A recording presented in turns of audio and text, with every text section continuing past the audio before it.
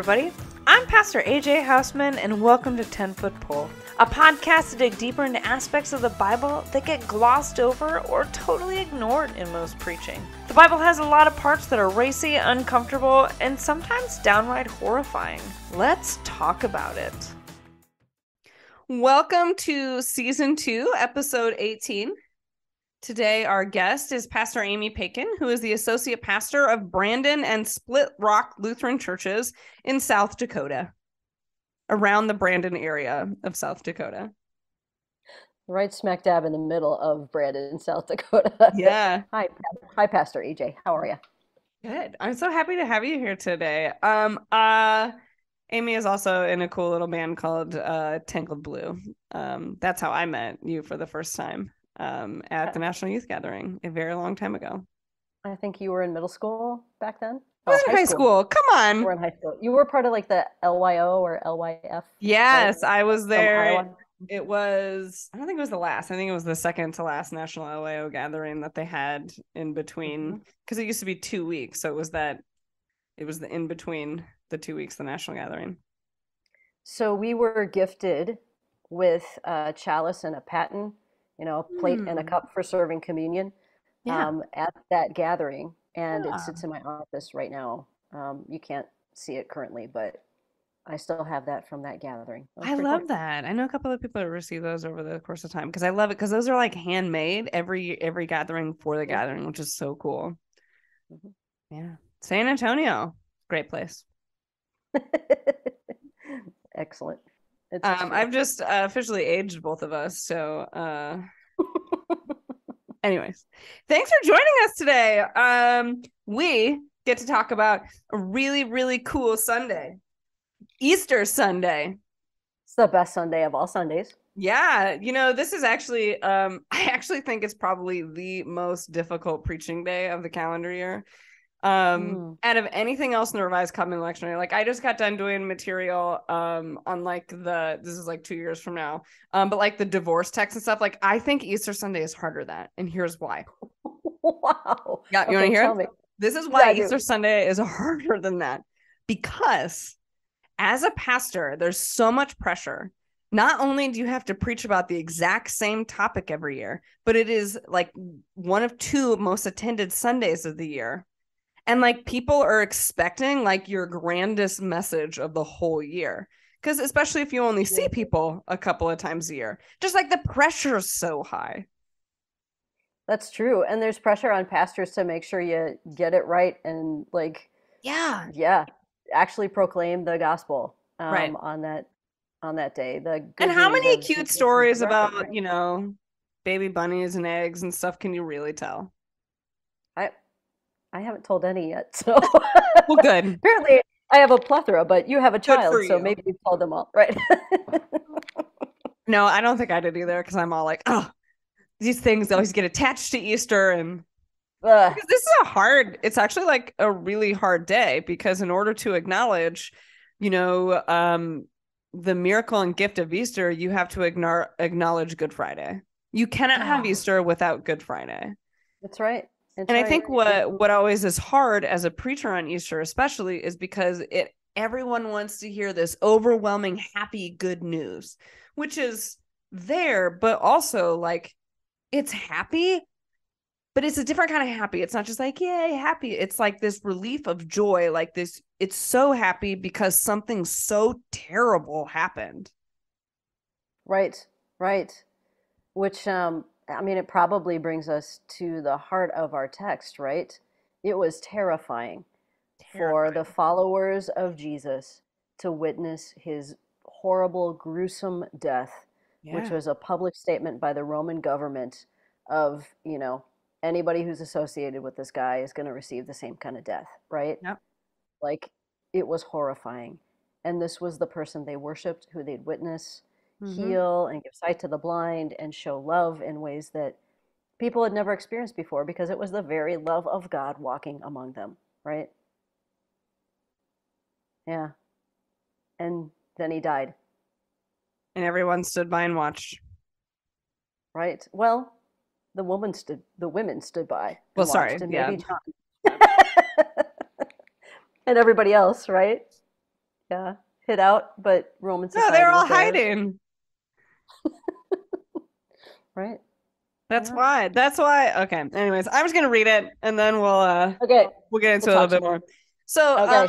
the gospel lesson for Easter Sunday that you're going to hear this year, if you go to a church that follows a revised common lectionary, is going to be Matthew 28, verses 1 to 10. Unless your pastor is like, I don't want to talk about that. I'm going to talk about John because that's always the optional alternative text. Story's not that different. So, this is, it's a thing that Pastor Aimée and I are going to talk about. The Gospels don't agree on a lot, but they all agree how Easter morning went. So we'll talk about it. I'm going to read you these verses from the New Revised Version, Updated Edition. After the Sabbath, as the first day of the week was dawning, Mary Magdalene and the other Mary went to see the tomb. And suddenly there was a great earthquake. For the angel of the Lord descended from heaven, came and rolled back the stone and sat on it. His appearance was like lightning and his clothes white as snow. For fear of him, in the guards shook and became like for fear of him, the guards shook and became like dead men. I think there should be a comma in there. That's not. Anyways. After shook? For fear of him, Of comma, him, comma, the guards shook. guards shook. Yeah. That's why. Anyways. Yeah, that makes sense. Punctuation is not authentic to the text, so it doesn't. Okay. But the angel said to the women, do not be afraid, for I know that you are looking for Jesus who is crucified. He is not there, for he has been raised, as he has said. Come, see the place where he lay. Then go quickly and tell the disciples, he has been raised from the dead, and indeed he is going ahead of you to Galilee. There you will see him. This is my message for you. So they left the tomb quickly with fear and great joy and ran to tell the disciples. Suddenly Jesus met them and said, greetings. And they came to him, took hold of his feet and worshiped him. Then Jesus said to them, do not be afraid. Go and tell my brothers and sisters to go to Galilee. There they will see me. The gospel of the Lord. It's good stuff. It is good stuff. So, like we said, all four gospels tell different stories. They do have some overlap stories, mostly all except John. We've talked about this before. John tells a totally different story, which in some ways I find frustrating. In some ways I find kind of like fun and helpful. Like these guys were like, okay, these are the highlights. Mark wrote these. Yeah, I'll add like a couple of things here and there is what Matthew and Luke thought. And then the author of John was like, okay, those are covered. I'm going to tell you all these stories those other people didn't. That's because I'm the beloved disciple. So that's how I feel about John. Anyways. I'm the special unicorn disciple. Yep, exactly. Anyways, so they tell these different stories, right? There's one thing all four of these disciples record and agree upon. Easter morning, Mary Magdalene and the other Mary, sometimes the other women, there's the other women, Mary Magdalene and some other women go to the tomb. And this is whom God chooses to send the messenger to. This is whom they sees Jesus for the first time. This revelation that Jesus is risen, that all of these things that he said have been fulfilled. God chose to reveal this to women. That's right. These second-class citizens who were considered property. Yeah. Were the ones, first of all. They don't even record them as the part of Jesus's elite disciples. No. I mean, we they were there the whole time. Every step of the way. And frankly, we know that they're there at the crucifixion. They're the ones who had the courage to be there at the crucifixion. Yep.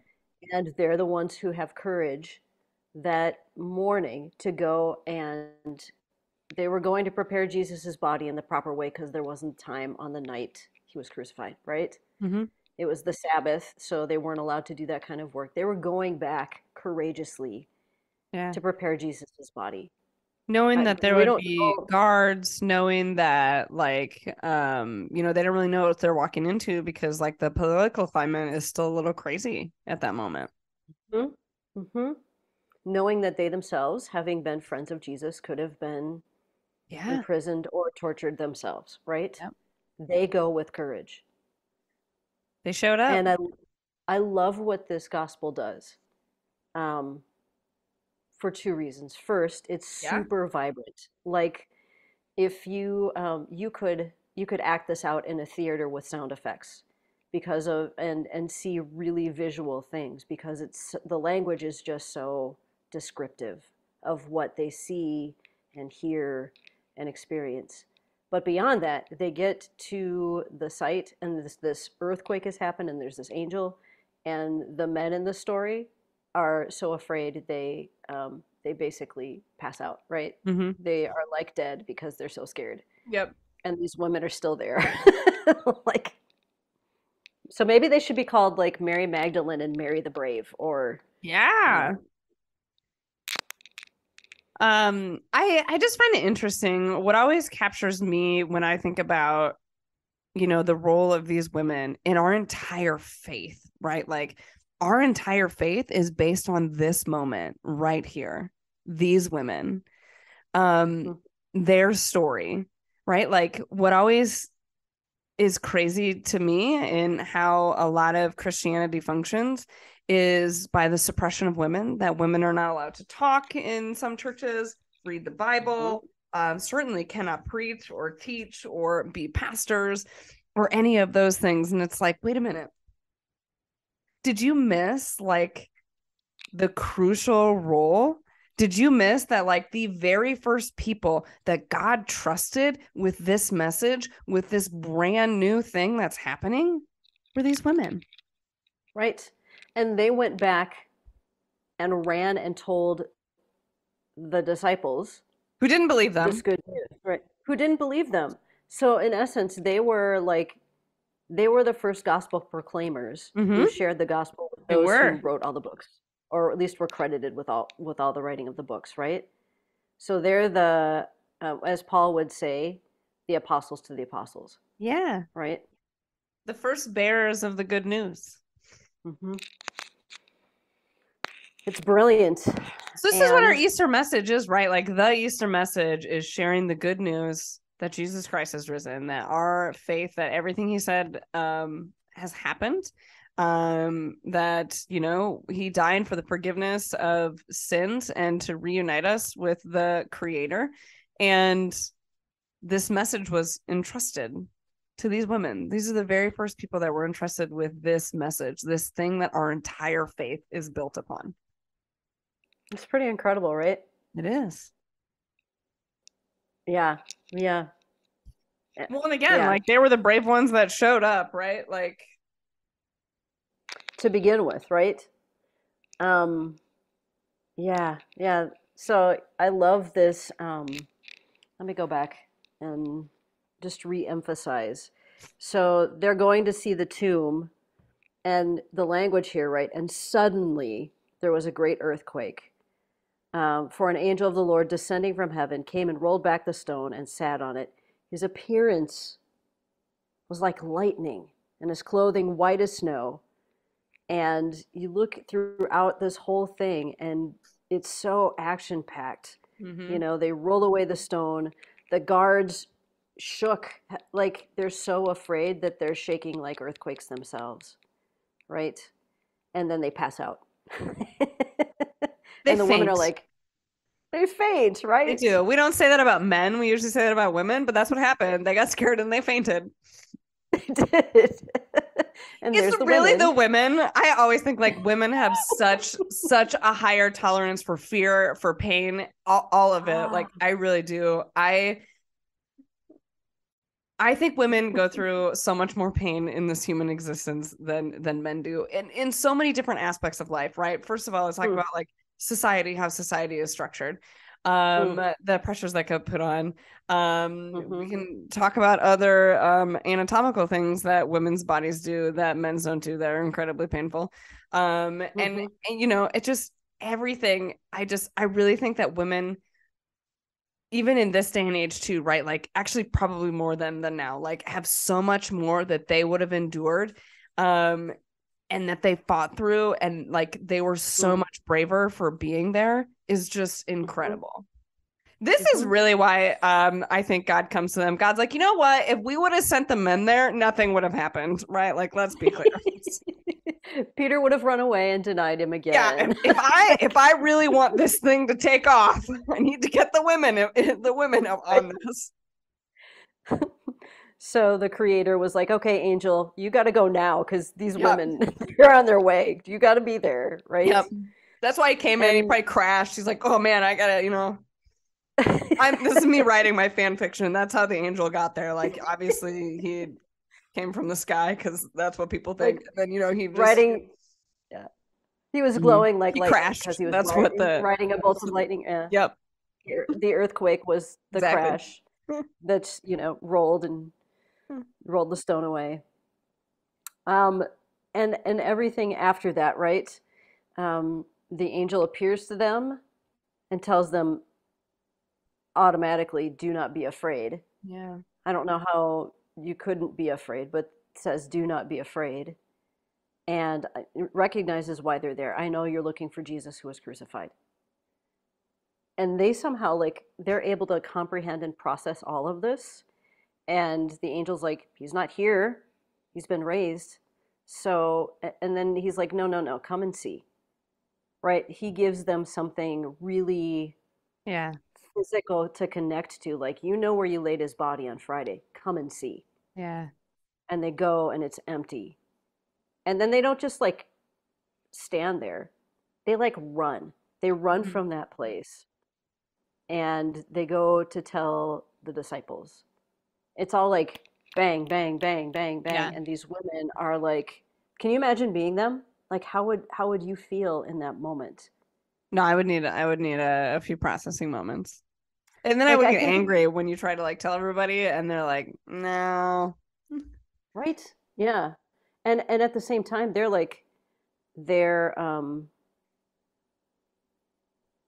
so in verse 8, it says, they left the tomb quickly with fear and great joy. Mm-hmm. So I think of moments of fear and great joy. The adrenaline pumping, right? That's what that is, right? This is right, riding a roller coaster or getting married. Yeah. Standing at the back of the aisle with fear and great joy. It's that exact feeling of feeling you have that right? You're at the top of the very peak of the roller coaster coming down. This is what they're feeling, both fear and great joy, right? Elation and I think I might die, but right. What I love too is so also they don't just it's not that they just took the angel's word for it, right?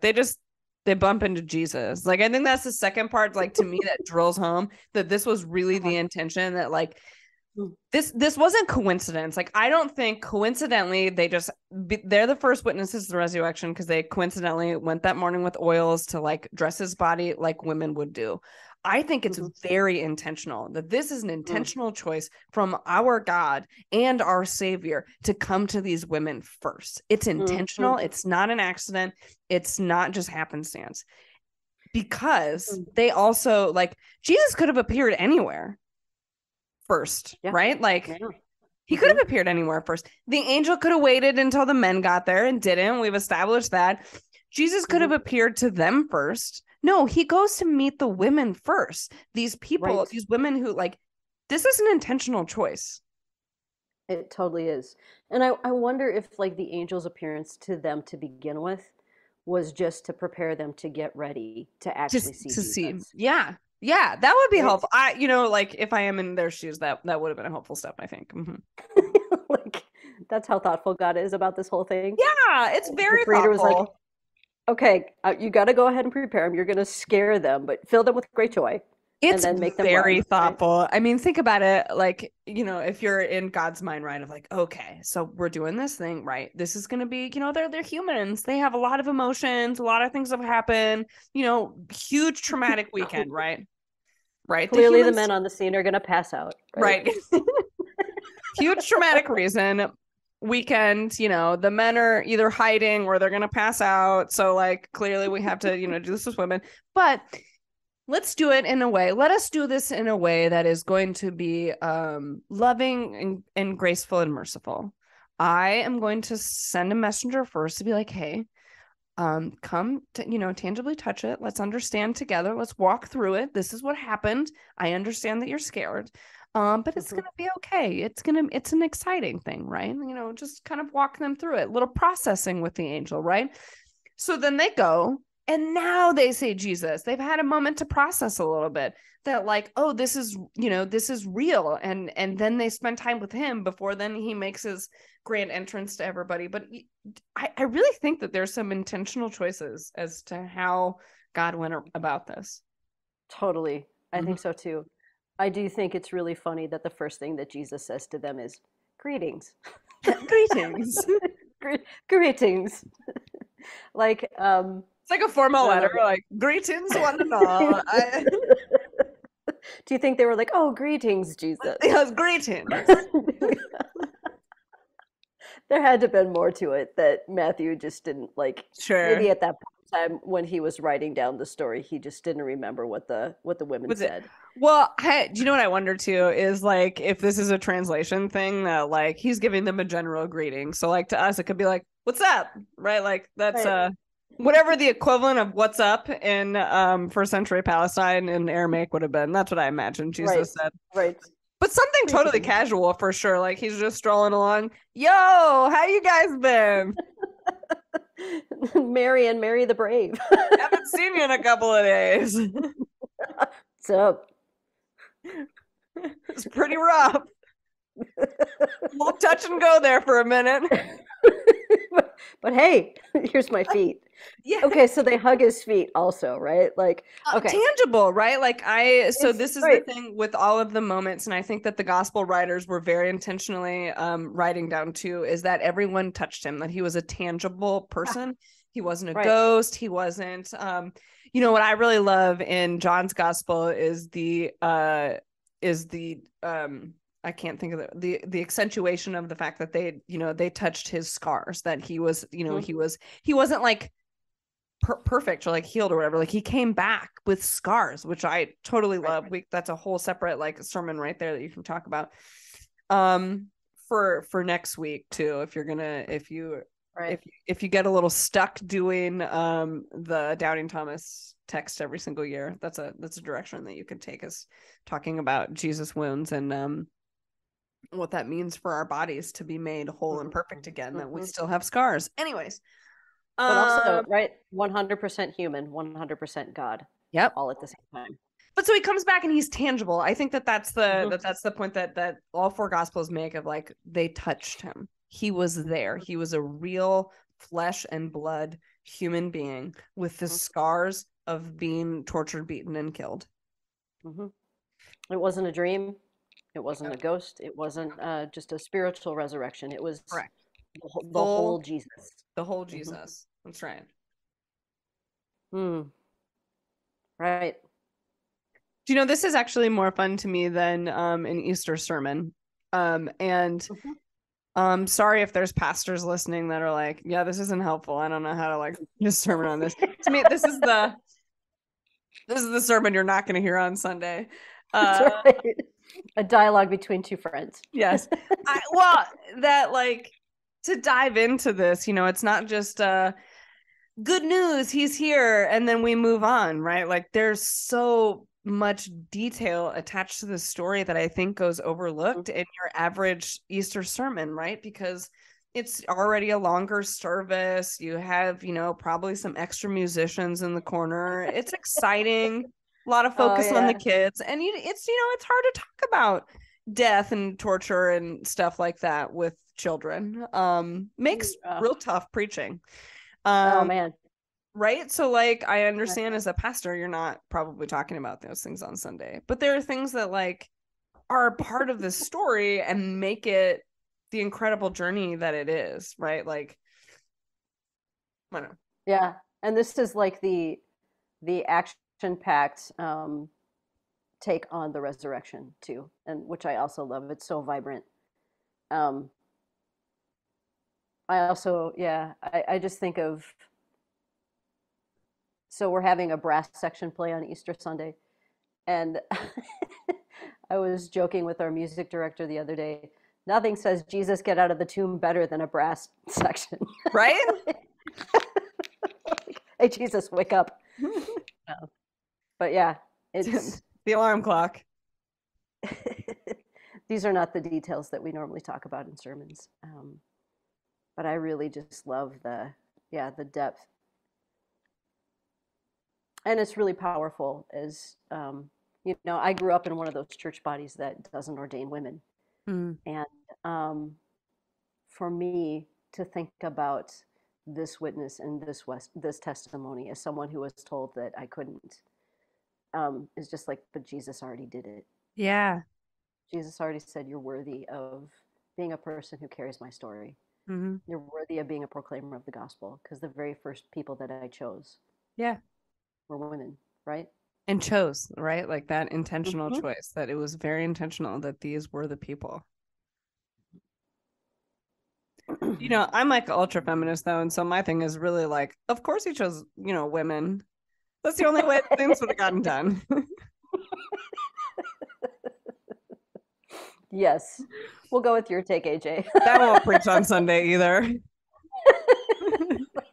3/4 of the men will be offended. Yeah. But you're right though, of like acknowledging like, for women who have maybe been told, something or other in their life along this lines about remaining silent, that there is such beauty and power in these words that is recorded in all 4 gospels, that, the creator of the universe did this incredible thing, right? And said, I choose you to share that with the world. There is such power in that. To any woman's voice that is being stifled, I hope that you understand that the creator of the universe doesn't agree with those voices. No, every single time that man talks over you in a meeting, every single time, they pat your head because you're young and have new ideas, and they're like, oh, that's so cute. And then they repeat those same ideas to somebody else, right? Like every single time you're treated as a second class person. I'm a pretty handy person, but I hate going into hardware stores because I hate being mansplained. Like my eyeball twitching. I hate being mansplained. There's a hardware store in Baltimore, in Canton, and I loved going to it. Like they had like a cat, and they were just like the sweetest people. And then one day, I needed to get like a new nozzle for my hose, like, or the spigot, right? Like something like that. And so I'm like looking at the different options, like trying to, figure out which one that I want. And I brought my friend Matt with me, and he had a tool that I needed, and he was in the car. He came with me. And this gentleman, when I was like talking about the different ones, he was like, well, do you need help? And I just asked where they were, right? Because if you walk into a hardware store, they like immediately, as soon as you walk in the door, can I help you with something? Sure, just tell me what aisle it's in. But he came all the way back there and was talking about the different ones, blah, blah, blah. But he wasn't talking to me. He was talking to my male friend. And then when who stood there silently because this wasn't about him and he knew that, when I was trying to engage with this man in a conversation about the thing that I needed, I really was just trying to thank him and ask him to leave so that he was no longer a part of this, but he wouldn't. He just kept talking, and again, not talking to me. And then finally, I don't remember what I said, but he finally just looked at me and said, honey, just let him deal with it. Oh, no. Just trust him. He's got it. And I was like, first, he hasn't said anything. He's like literally just like standing there behind me. And his wife is also like one of the strongest people that I know. And so like, he's kind of like, I think he saw my eyeballs getting ready to explode and like, oh my gosh, we need to get out of this hardware store right now before. I don't know. I think about this when I think about the resurrection story and like what it may have meant it too, from it coming from a woman rather than a man, of sharing it even with others, right? Like how they would have shared this story would have been different than how, you know, male disciples would have shared it. Maybe this is my speculation, of course, but I think like, you know, women can be a lot, not always, but can be, I think a lot more intuitive into people's emotions when they're like talking to them. Like they know like this is a hard weekend, this is hard information. Maybe how they would have shared it was a way that it needed to be shared, coming from a female perspective.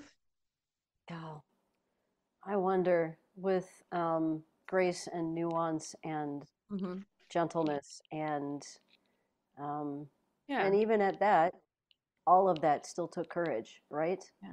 And also I want to that be you're walking clear. through.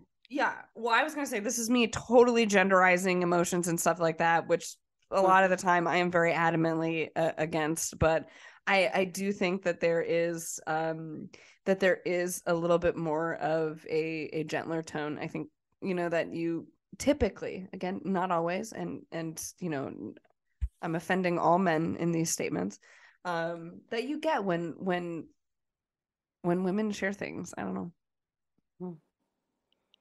Yeah, I just well, and that they were the courageous ones. I mean, like that's the thing that really threw it all. Like these were not women of power or great esteem, right? They were regular women who were faithful, who had seen Jesus's work and loved him, and were doing what women do.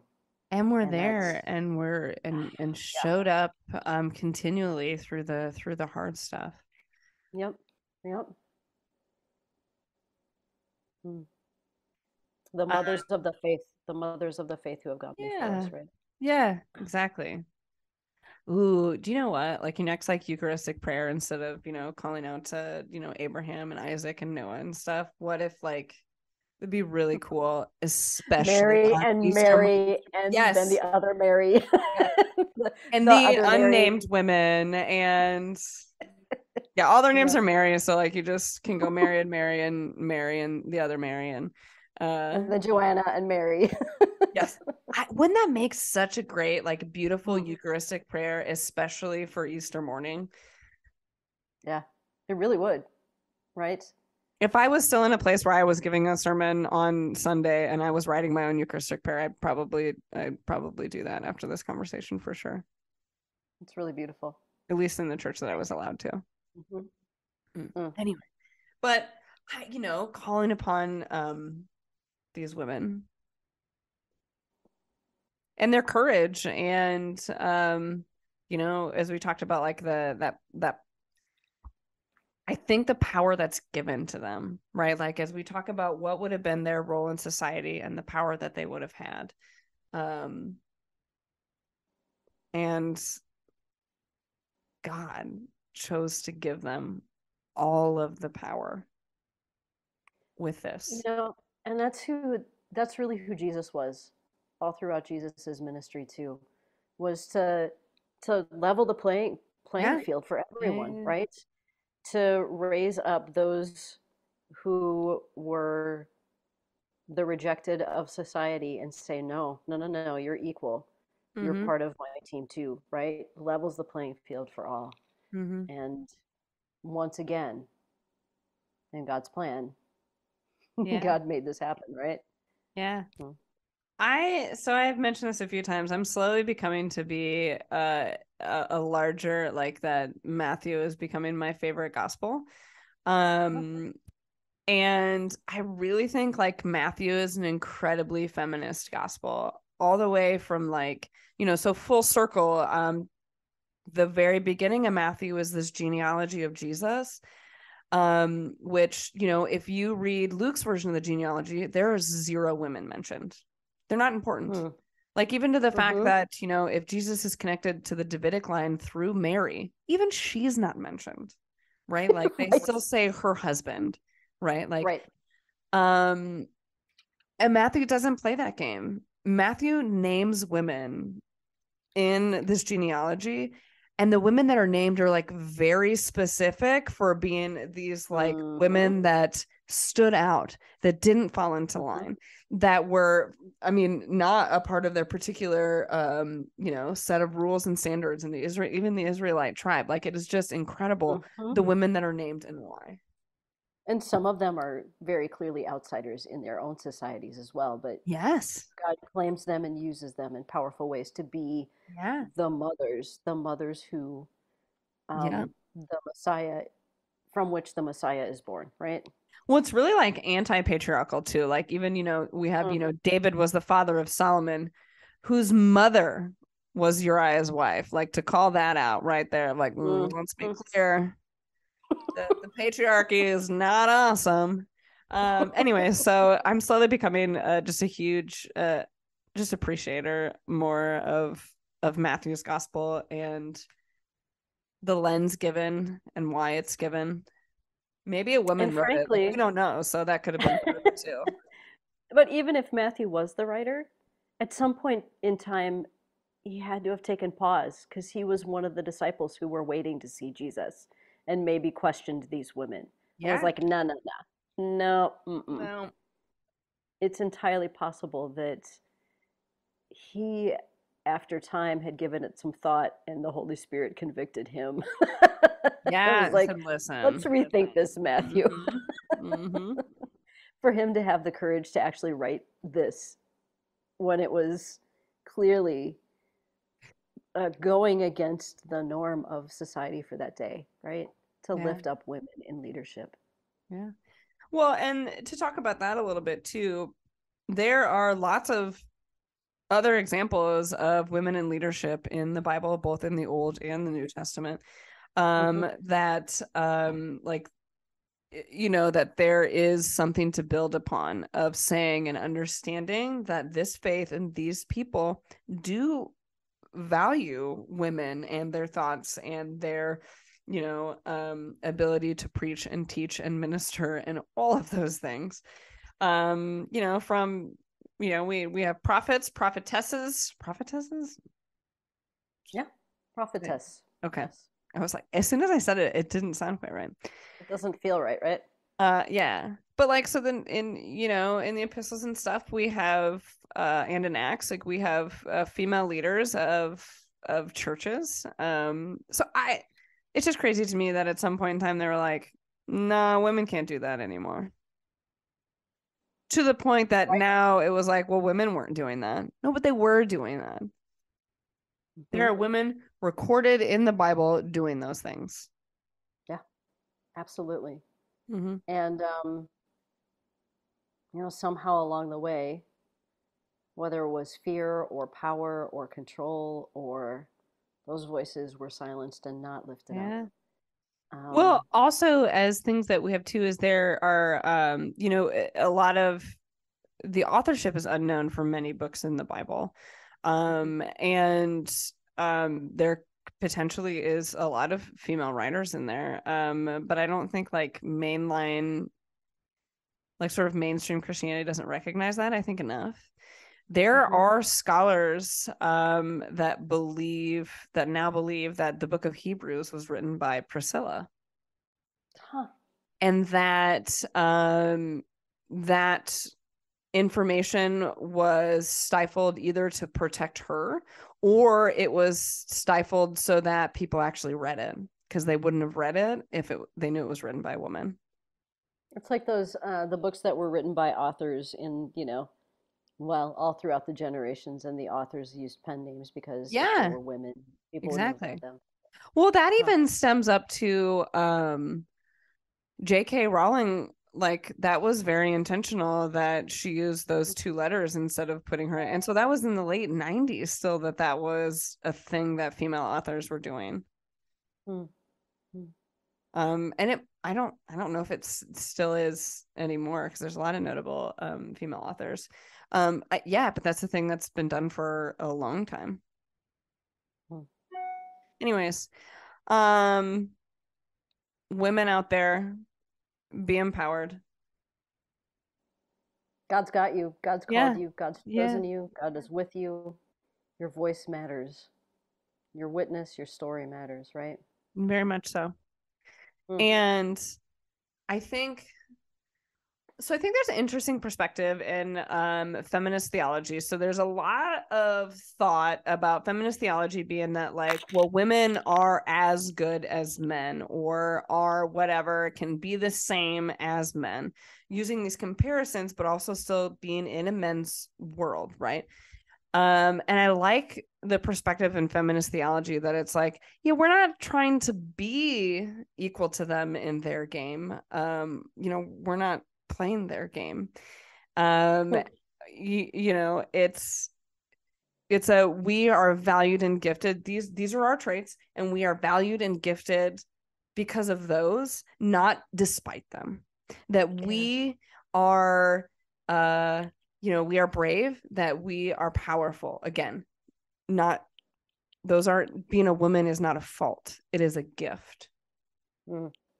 And I think, looking at feminist theology and really talking about these roles of a lot of these women in the Bible is a huge thing that we don't talk about enough in church, right? That we overlook, that these women, the unnamed woman at the well, right? But like how important her story really is. She changed her whole city, right? Like her witness changed everything for them. Yeah. She has the longest conversation with Jesus. She's the first evangelist. Like, all of these things are, and then, even talking Old Testament, the role of Miriam or of Deborah. There are just these ladies, or Esther, like, that had these incredible roles and stories. And it's not like they were in those positions despite the fact that they are women. A lot of them, like, it's because that they're women. So just to put that in there, and to say that, like, the resurrection of Jesus isn't, women playing at a men's game. God went intentionally to these women and said, this is what we're doing. Right. It wasn't an accident. He could have appeared to the bros first. Yep. Totally. Well, thank you so much for this great conversation. Listen, if you're listening and you're not planning on going to church on Sunday, at least I hope that you have a good resurrection, and you can live into this grace and this knowledge of this promise of God and the women to which it was revealed. Yeah, that God calls equally. Men, women, non-binary, trans, like, God is at work. And God calls all of us to be witnesses, right? Yep. Yeah. Beautiful. And intentionally for who you are. And if you're a pastor out there, good luck. We wish you the best in your Sunday sermon. Exactly. Get a nap sometime this week, because it's going to be a doozy. Very true. All right. And also, if you make it, head to church on Friday, because remember, you can't have Easter without Friday. Amen. Yeah. Well, thank you so much. As always, everyone, remember that you can learn more at the 10footpolepodcast.com. Find us on Facebook and Instagram at 10footpolepodcast, and wherever you listen to podcasts. Go ahead and subscribe, because when you do that, you get fun notifications on your phone when new episodes come out. And remember that the 10 Foot Pole podcast is a ministry of the Delaware Maryland Synod. To learn more, go to demdsynod.org. Take care and happy Easter.